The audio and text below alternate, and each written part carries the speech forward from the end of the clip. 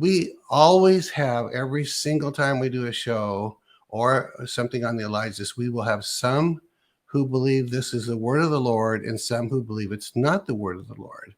And what I want to kind of drill into us is that that's exactly the way it's supposed to be. We are to decide for ourselves if it's a word from the Lord or not. Now, yesterday, we had an unprecedented number of polarized views. Some people loved it. They said, I just want to know, tell me the hard stuff so I can prepare. And of course, a lot of these people maybe have money and things like that so that they can prepare. And then there's people that wrote and said, how am I supposed to get ready? I don't have any money. I'm 70 years old. I live alone, and all of that. We had a lot of people, way more than normal, that said that they saw the word. They didn't think we should have had that word on. They thought that wasn't correct, that they didn't identify with it. So here's what I want to say.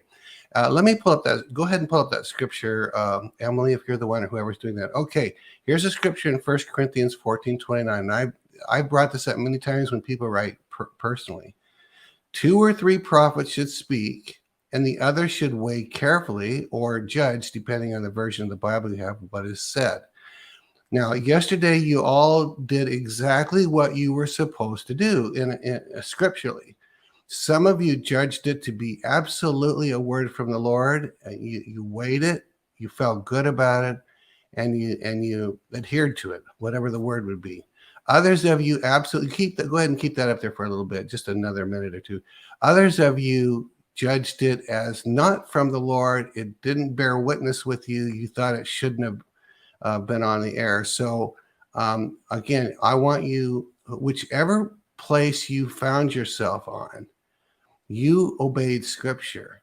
Because if we could put a little more natural language, we would say, and the others should weigh carefully for themselves what is true, or they should judge for themselves what is said. And so you all did that, but each of you wanted us to not do the other thing. If you didn't like it, you didn't want us to put it on. If you loved it, you wanted us to put it on. So it's on. We can't pull that back. But I want to compliment you for obeying scripture and doing what the word said. You weighed carefully and you arrived at a conclusion. Now, some of the words in there and I'm kind of in the middle, frankly, because there were headlines there. A prophet got in touch with me and said his discernment was that some of the headlines that Chris read were actually accurately read, but it was what we were supposed to pray against. It was what the enemy planned, but not what God planned. So I don't know. I'm in the middle on that. I don't know which way. I mentioned yesterday on the program that we have food for 2 to 3 weeks. We've got food here and probably extras for our kids if anything happened. And we've got I have a safe, so I put a little bit of cash there in the safe. And our gas, we try to keep our gasoline filled because of the supply change. We've been talking about this for months because of the supply chain and the shortage on that. So between food and gasoline, that's how you prepare. And when you go shopping, get an extra can every time you go shopping, maybe 2 cans of something. So you begin to stock up. So for the nice lady that wrote, she says, I'm 70 years old. What am I supposed to do? Well, each time you shop, get an extra can or 2. The Lord doesn't warn you the night before. He warns you in a season before so that you have time to prepare. So I hope that that is clear. Johnny Enlow pointed out to me, he contacted me this morning. He said, by virtue of the fact you were saying, don't be afraid now. Now, don't be afraid. It's almost like we invited people to be afraid. And he has a good point on that.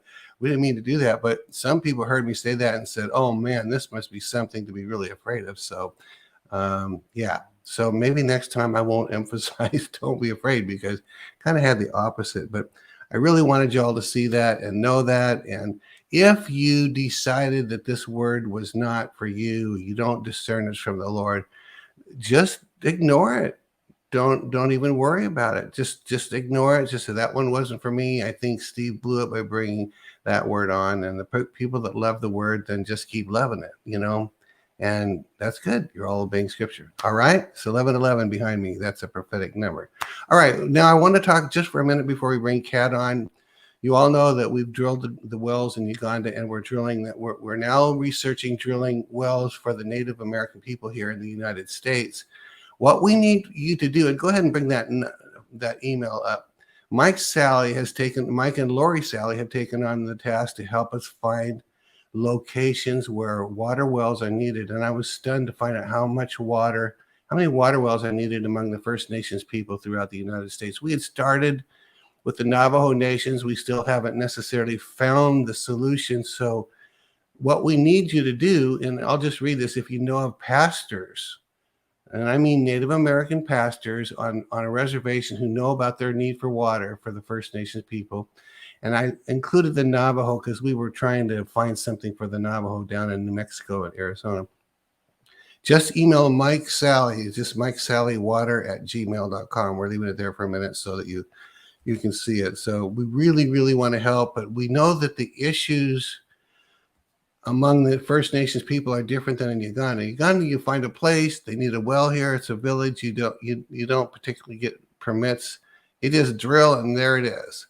There are tribal councils and there are elders and there's chiefs, and they have a protocol that we have to follow.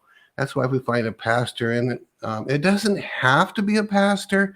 It could be a Native American. We were up in South Dakota, calling up there. Mike was, and there was I don't know if you call him an elder, but he's not a pastor, but he was a great contact up in the South Dakota area, that they're working on finding solutions for water. So we're making calls. So go ahead and email MikeSallyWater@gmail.com, and maybe what you do, maybe the email that you write will be the one that ends up getting the Native peoples on some of these reservations some great water. So let God use you in that way. So